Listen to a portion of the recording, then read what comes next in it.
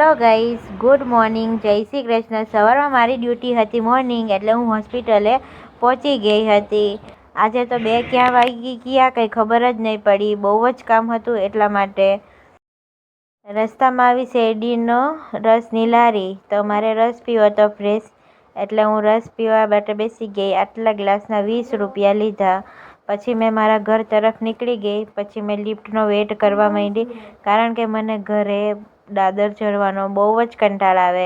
Lift આવી ગઈ, પછી લિફ્ટમાં હું ઉપર પહોંચી ગઈ. પછી મારે દાળ ભાત જમવાના હતા, તો હું ફ્રેશ થઈ ગઈ, હાથ પગ ધોઈ નાખ્યા, કપડાં ચેન્જ કરી નાખ્યા. પછી દાળ ભાત લઈને બેસી ગઈ જમવા માટે.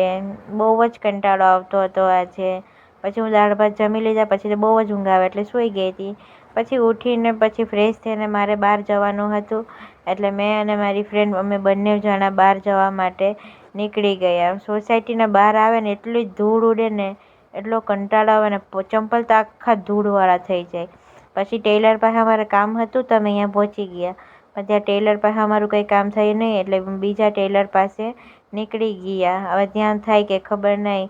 પછી મારા સોસાયટીની બાજુની બિલ્ડિંગ જો કેવી મસ્ત લાઇટિંગ કરે છે. જો તમારે કોઈ ઘર લેવું હોય ને તો અહીંયા આવી જાજો. જમવાનું મેં કંઈ બનાવ્યું નથી. મારી ફ્રેન્ડ બહાર ગઈ હતી, તો પછી એ બહાર જ જમી આવી અને મેં સૂઈ ગઈ હતી. મારી એકલીનું જ બનાવવાનું મને બહુ જ કંટાળો આવે, એટલે હવે હું પણ બહાર જ જમી આવીશ. અને એ નાઇટ ડ્યુટીમાં ગઈ છે, એટલે મારી એકલીનું જ છે, એટલે હું બહાર જમી આવીશ. પછી મારે અહીંયા મસ્ત મસ્ત ફૂડ સ્ટોલ છે ને મસ્ત જમવાનું મળે ફૂડ, તો તમારે કોઈને જમવું હોય તો આવી જાજો. પછી મારે ખાવા હતા મંચુરિયન રાઈસ, તો હું અહીંયા મંચુરિયન રાઈસ લેવા માટે પહોંચી ગઈ અને ઘરે પાર્સલ લઈ આવી. અને હું ઘરે બેસીને જ મંચુરિયન રાઈસ ખાધું. મસ્ત હતું ટેસ્ટમાં. પછી સૂઈ ગઈ. Good night.